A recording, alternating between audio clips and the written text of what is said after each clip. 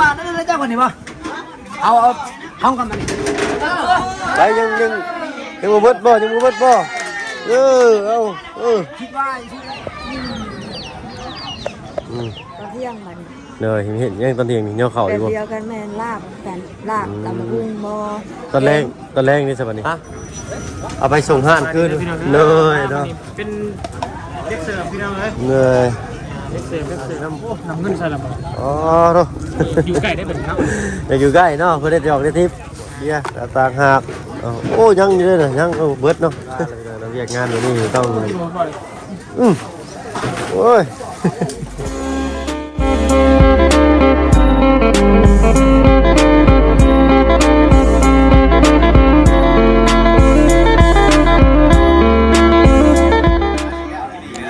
คนเหลือกระโตกพี่น้องเอ้ยบ้านนี้เนาะเห็นมาซอยงานเนาะเอากลับทักทายเด้อพี่น้องเด้อเนาะกลับทักทายสบายดีเนาะมื้อนี้ก็เป็นมือบุญหลวงพ่อแกะเพิ่นเนาะชาวบ้านพระซ่องลูกหลานนี่แต่เคยพี่น้องเนาะมาซอยกันเนาะพระเขาพระน้ำกระโตกกับพ่อคนบัดนี้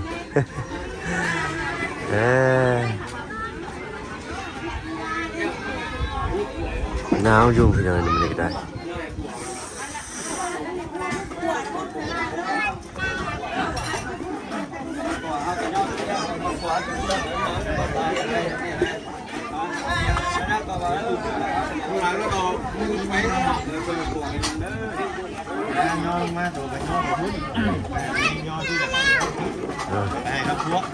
พัดเปียกเก็บข้าวพี่น้องเนาะย่อมจะไปทางพุ่นให้ครับสวยเลยที่ชมหัวถือใจมันถือใจคนนึงถือใจคนนึงเนาะคนมันเปลี่ยนกินข้าวเด่นมันกระโตกกับพ่อคนบ่ตู้ฮะเลยกระโตกกับพ่อคนบ่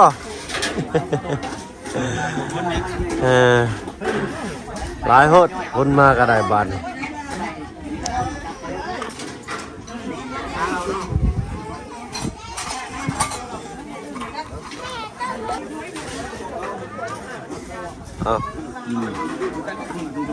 หน้าด้านนี่เป็นทางน้องชายลุงจันทร์ที่ไหนนะกดได้ใส่มีลาบชุบลาบดิบกระโตกพ่อกันเด้อวันนี้เด้อท่านเลยเป็นนายหน้าด้านเป็นนั่งคุมบันไดอยู่ให้แต่คนขึ้นในบันไดนี่มาขึ้นนี่มันเบิดเลยอ๋อเบิดแดงเราฮุบเลยนะเนื้อจะถ่ายเลยเนาะเป็นบุญนี่ก็ได้จะพอถูกคน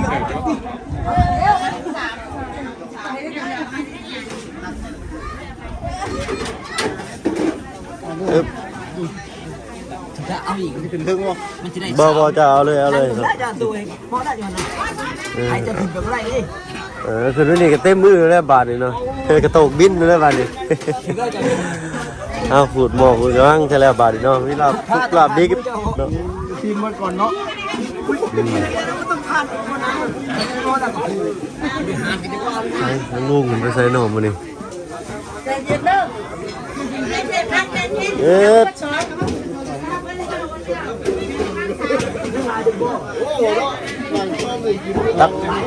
ตักแม่ทางไหนทางนี้ก็เจ้าถ่ายอยู่ได้ดิถ่ายย่ออยู่ได้ดิคอย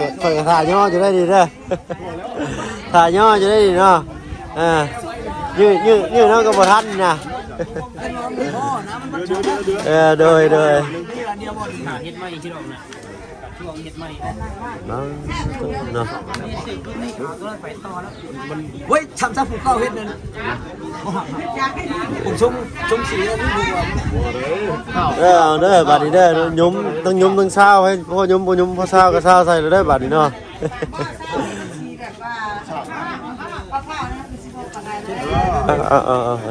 ทำซะมีทองเป็นนวดแล้วมันนำเสนอเปื่อย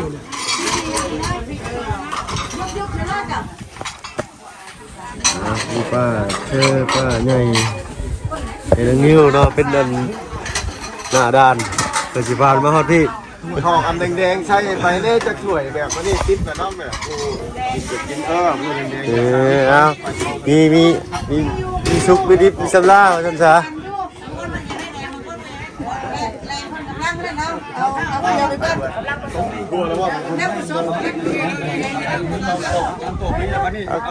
จนมากันมาแต่บ้านได้ทีเดียวเนาะมากนะหลายตานี่แหละเป็นเชื้อซอยกันกันยามเวียกแบบนี้เนาะยามเวียกจำเป็นเนาะแล้วเวียกแล้วยังกะพากันไปเวียกไปเวียกเพื่อนเนาะออกให้ออกหน้ากดมันถึงแล้วเนาะโอนทางลูกมันอยู่บนที่เลยเนาะเอาเพิ่นอะไรบ่ผู้นี้เพิ่นอะไรผู้เดียวเพิ่นเนาะ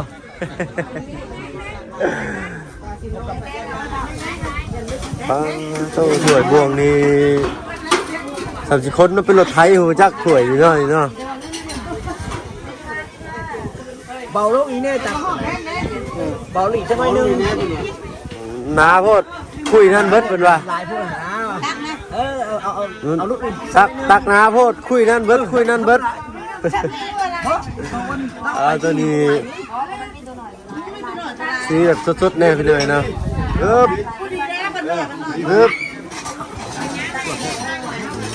มันสีอยากสดๆแน่เนาะพอโดดเข้าไป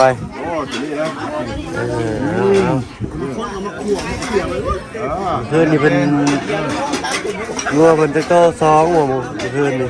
พูดอยู่แล้วตอนเช้ายี่เขาจะไปขวดเจ้าเมื่อคืนนี่2โต้เนาะเมื่อคืนนี่เนาะเลยโอ้ยหนาวบูหนาวครับพากันลุมอยู่กองไฟบึนบันแป๊บเดียว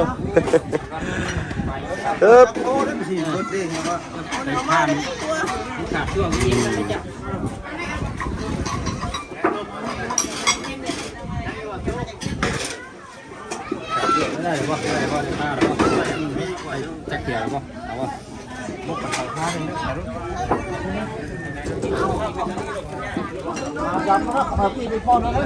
เฮ้ยเล่งไหม เล็งเอายกไปรถพวกเฉียวเชี่ยวบ่ทันกันแล้วเพิ่นว่าเนาะไปบนกาอยู่3เดือนนะคนเราคุยกับเบิดแล้วถ้วยน้อยเพิ่นว่า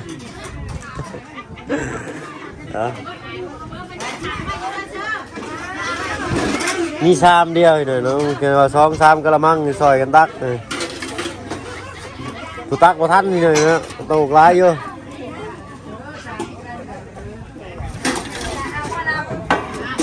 มาดูโตกันประมาณจากวัดบ่นี่เนาะหรือว่าเป็นของโต๊ะเต้นเพิ่น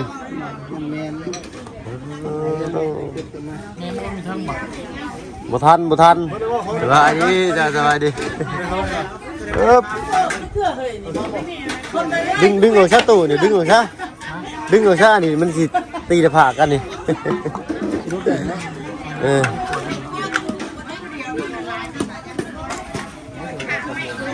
ไป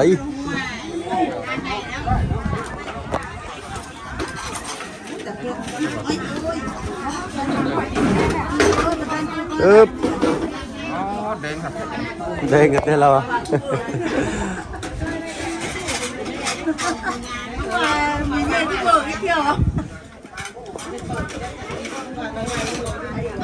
จังหวะนั้นเลยจังหวะนี้ป่ะเอาห้องกันมันใจยังบ่เบิดบ่คิดว่าชื่ออะไรคิดว่าเอา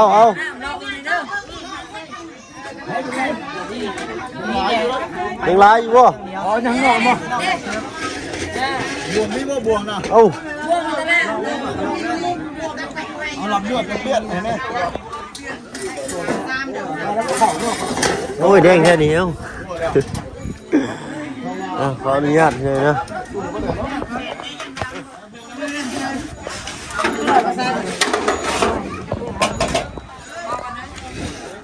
ได้ ที่เขายืนดูความหวังให้ทุกคนกินที่ดูไปยืนของเขา เดี๋ยวได้เมื่อยย่างแล้วคนละสบายดีจ้ะ ขอยุ่งมาแล้ววันนี้เอาเดือนนึงครับเอาเดือนนึง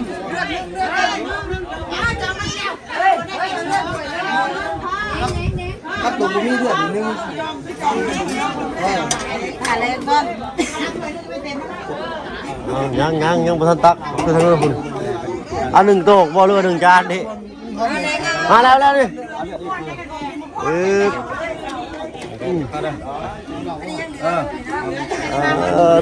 ไปที่ไหนเนาะไปสิพาไปเลาะเบิ่งแบบนี้หน่อยลายทุกเช้าก็ได้นี่เป็นแผนกทางเห็ดกินคือเก่าพี่หน่อยเนาะใช่ลูกสาวเงาเต้นเป็นลูกสาวใช่ลุ่มนะ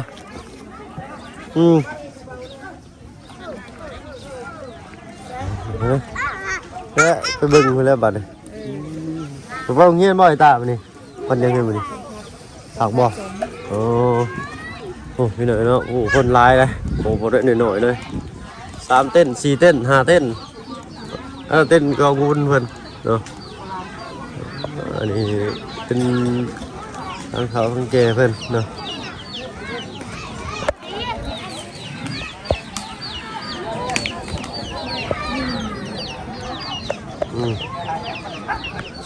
แซวพี่หน่อยเนาะพี่น้องผู้ก็มีรถชิมีบนจอดด้วยบ่มื้อนี้เนาะโอ้ทางนั้นเป็นทางเมตู้อีกเพิ่นเนาะอีกเทิง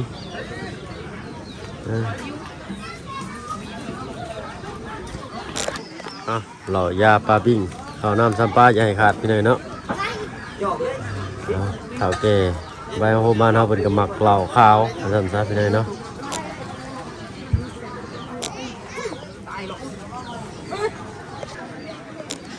เนาะอินเพิ่นนะอันไอ้นั่นแล้วนี่เห็ดยังต่ออีกบาท ตอนเที่ยงบัดนี้ เลยเห็นยังตอนเที่ยงนี่เนาะเข้าอีกบ่ เดียวกันแม่นลาบแต่ลาบตำกุ้งบ่ ตอนแรกนี่สบัดนี้ ตอนแรกนี่อาจจะเป็นเมนูข้าวปุ้นว่าพุ่นช่วงแรกไปเลยนะ แล้วก็แล้วเวียกจบเวียกเพิ่งไปได้บัดนี้ตอนใดแบบใด แรกนี่คือมีครบมีงานมีตู้มีเพลงปกติ เลยเห็นคือ มาแม่นใส่บาตรแล้วจบเลย ตู้แป้งนี่เนาะแบบนี้ ฮาวิช่วงเช้านี่ล่ะ เรียกข้าว ช่วงเที่ยงมัน เรียกข้าวเรียกน้ำ มีแห้งนะ เที่ยงก็ตอนแรกต่ออีกเลยก็กินข้าวกินน้ำสั่งซันสลับปิ้งหน่อยนึงเลยก็ง่ายๆเนาะเพราะว่าให้ทางแขกผู้เป็นมาห้องงานเนาะมนต์ซื่นน้ำกันว่าซั่นซะเป็นงาน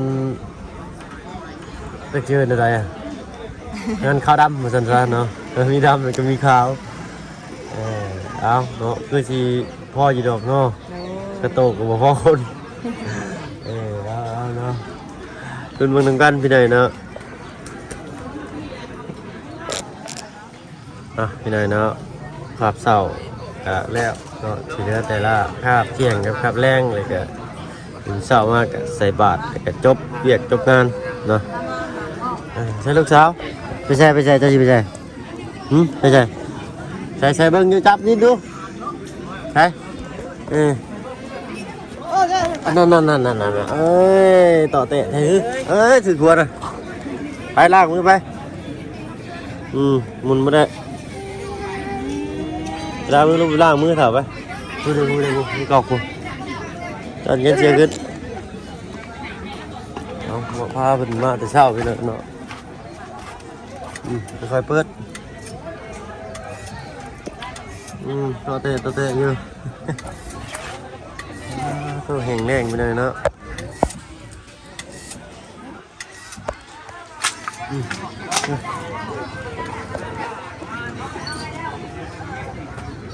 เอาโง่กินแล้วก็พากันถือกระโตกผลไม้เลยมือไปเก็บเราถ้วยบวงสรวงชามกลับขึ้นมาบาทเลยได้แล้วจะเป็นย่อเจอข่าวกันใส่กระโตกพอคนอยู่บ่อละบาทพอก็ใส่มือแล้วโจมเอ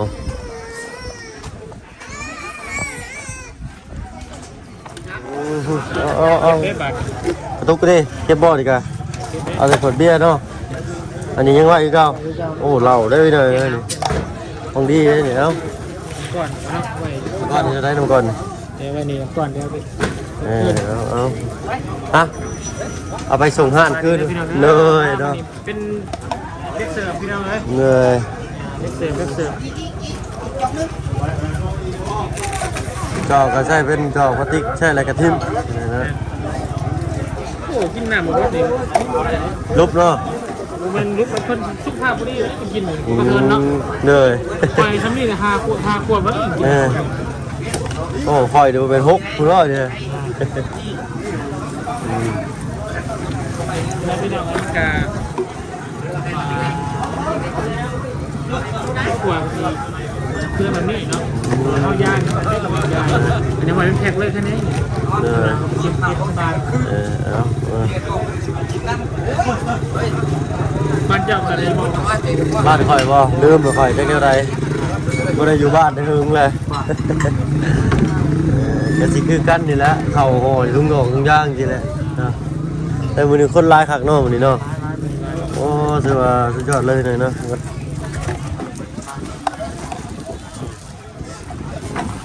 ใช่ทางนี้น้ำ โอ้นำเงินใส่ละบ่ อ๋อเนาะ อยู่ใกล้ได้เป็นครับ อยากอยู่ใกล้เนาะเพื่อได้ออกได้ทิพย์ เอาคักเลยคักชมเชยกินบันเป็นห่วงสุขภาพมันได้กิน อันนี้เบิดครั้งนี้นี่ฟ้ายังบ่เรือนี่เนาะ คัก เอ้ยนะเหยือกอยู่ลุ่มบ่ได้ตู้จับกันมาในเหยือกเลย โอ้เสียง ที่เจ้าว่าอยู่ลุ่มก็จะมันตกได้นอเพื่อนมึง เกิดเอา เพื่อนสิเหล่เฮานี่ สิเหล่กูแล้วนั่งงมม่วงกูแล้วเอายม นั่งอยู่เนาะสิเหล่พี่ได้สิเหล่ ใช่อ๋อยมม่วงคุณบ่ เอาล่ะสั่งคักบ่คัก ไปลืมมาจ้างอะไรยังนั่งโหลดอยู่ได้นี่เราปรับได้เนาะ แม่นนะทุกมือผมมีประตูมือถึงมือย่างอยู่เนาะไปคุณโอ้โหกิโลผมทุ่มเท้าเอาพี่เลยเนาะมื้อนี้เด็กกับตอนแรกตอนเที่ยงเนาะตอนเที่ยงมาย่อเข่าอยู่ได้นี่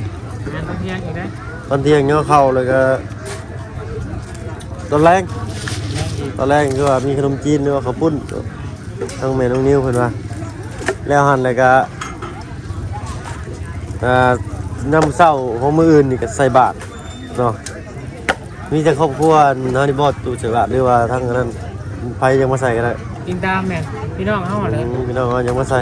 โอ้เหลือได้หนีใช่ไหมเว้ยบ่ได้ บ่ได้ ลุบ เท่านี้แพงกว่าหมูเนาะ ลุบพี่น้อง ทั้งลุงเพิ่นไปสลบอยู่แจ้ได้แล้วบ่จักนะ ลุงนั่งหับปนโม เลยเนาะเพิ่นครับเพิ่นหมู่ทานอยู่หน้าพุ่นหน้าเต้นเลยผมเป็นน้องอยู่แล้ว ลุงมือตะกอนเลยเห็นละ2มื้อบ่ได้เห็นเพิ่นนี่ก็เห็นอยู่เช้านี่เมื่อวานนี่เอาถึงเพิ่นได้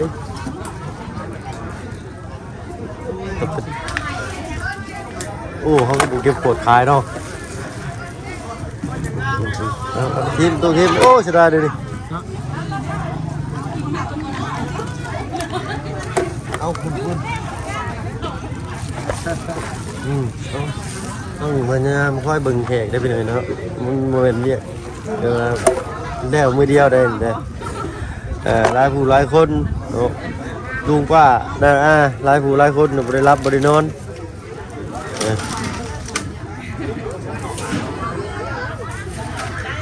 โอ้น้ำก้อนนี่ต้อง บ่จื้อเมียข่อย บ่จื้อบ่อ๋อโธ่ ไม่ใช่ในเมืองเลย อันนี้ได้คือเนาะคือชงซ่อเนาะเราย่องเมียเราเป็นได้บ่บุญนี่บ่ธรรมดาเนาะอยู่เป็นอันนี้นี่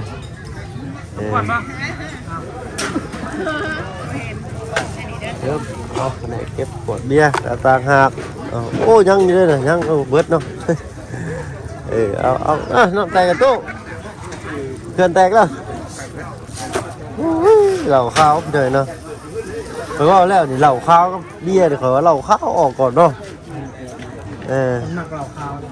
โอ้ยำหนาวคนแก่หนาวเด้ผู้เฒ่าคนน่ะไฟนี่ว่าไปซื้อกันเขาบ้านนี่ยัดเละเขาล่มตึงเลยแหละใส่นี่เนี้ยเลยตัวนี้ไปล้างเบียร์ดิยุ่มนี่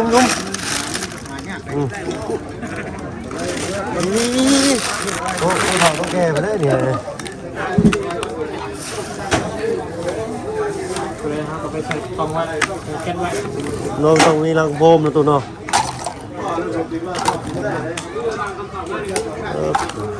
เขาจัดการให้โอ้ทำจะปวดทำจะเผานะเหยื่อตัว ทำสิเท้าต้อง เนี่ยนะธรรมดาเลยพี่น้องเราเรียกงานแบบนี้ต้อง ที่มันบ่อย โอ้ย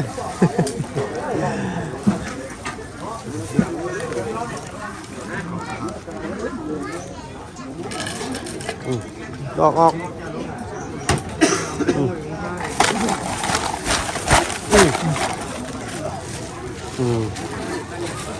ตัวนี้ของเราแบบแล้วนะ ตัวนี้เขาแซ่บป่ะ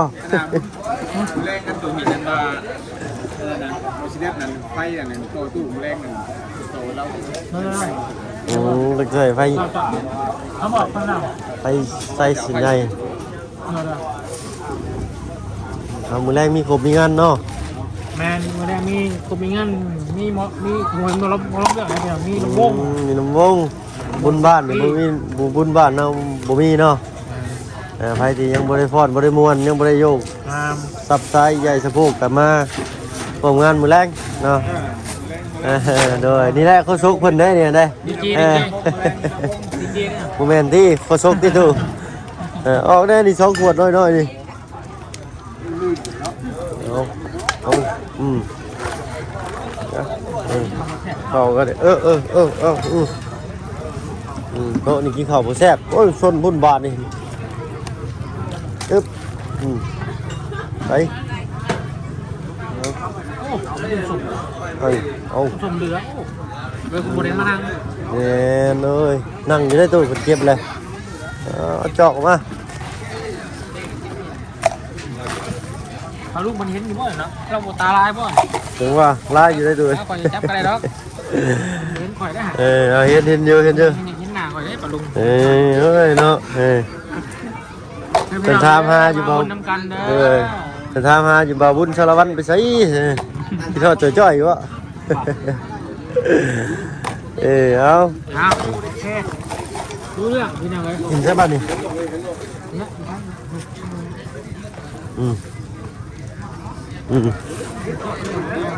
ค่อยเย็บหน่อยไป เปิดใหม่เสร็จแล้วเอาปลาเลยเด้อเอาเนาะเอาก็มีแต่ตอนเที่ยงบาทเองเนาะย่อเข่าย่อน้ำจะเสียกอันง่ายๆก็คือไปกินข้าวเที่ยงเนาะเช้าเที่ยงแรงแล้วแต่เจ้าภาพเนาะที่มีอาหารกันอยู่กันกินอะไรเนี่ยมาให้เพิ่นเนาะแต่ก็ตอนแรกก็กินข้าวอีกทีนึงแล้วก็จบเนาะเอ้าเนาะคนก็ค่อนข้างร้ายก็จะน้อยก็เงียบแล้วบัดเริ่มเที่ยงก็มาอีกบัดนี้เนาะเพิ่นมาโมมาทานแล้วกินข้าวกินน้ำจังพากันเต่าขึ้นเมื่อเฮือนสำหรับกินนี้ทั้งเพิ่งมีขอตัวลำลาแล้วไปเดินนอนดีๆมีแฮงเบิดสุขคนเด้อเนาะสบายดีจ้ะ